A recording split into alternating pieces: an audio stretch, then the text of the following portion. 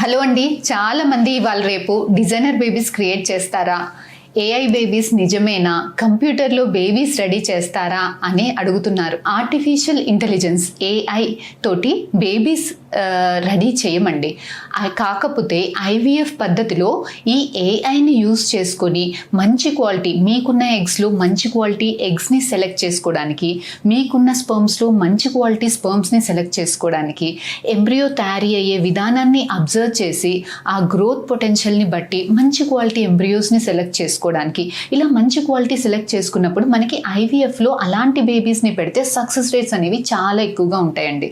So artificial intelligence తోటి మనకి AI బేబీని డిజైన్ చేసుకోవడం కాదు, అంటే బేబీ కలర్ కానీ జెండర్ కానీ మేల్ ఫీమేలా, వైట్గా ఉందా డార్క్గా ఉందా, skin colour, hair colour, intelligence ఇవన్నీ సెలెక్ట్ చేసుకోవడానికి పాసిబుల్ కాదు. అది కరెక్ట్ కూడా కాదు, ఎథికల్ కాదు.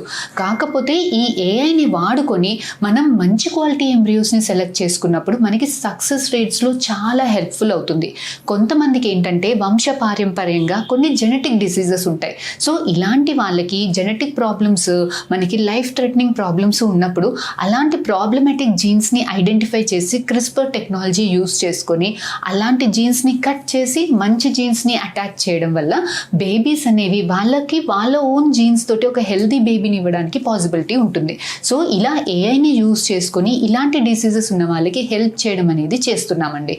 సో ఏఐ యూస్ చేసుకొని డిజైనర్ బేబీస్ అంటే హైట్, వెయిట్, కలర్, ఇంటెలిజెన్స్ని సెలెక్ట్ చేసుకోవడం కాదు, ఒక హెల్దీ బేబీని ఐడెంటిఫై చేసుకోవడము, హెల్దీ బేబీని సెలెక్ట్ చేసుకోవడము, ఏదైనా జెనెటిక్ డిజార్డర్స్ ఉంటే హెల్దీ బేబీని మనం క్రిస్పర్ టెక్నాలజీ ద్వారా కపుల్కి ఇవ్వడము. సో ఇలాంటి వాటికి ఏఐని మనం యూజ్ చేసుకుంటున్నాం. సో ఈ ఏఐ అనేది డాక్టర్కి ఒక కరెక్ట్ డెసిషన్ తీసుకోవడానికి ఐవీఎఫ్లో చాలా హెల్ప్ఫుల్ అవుతుందండి. సో మీకు ఏమైనా డౌట్స్ ఉంటే please to contact us. Imagine చేసుకుంటా కూర్చోకండి. Thank you.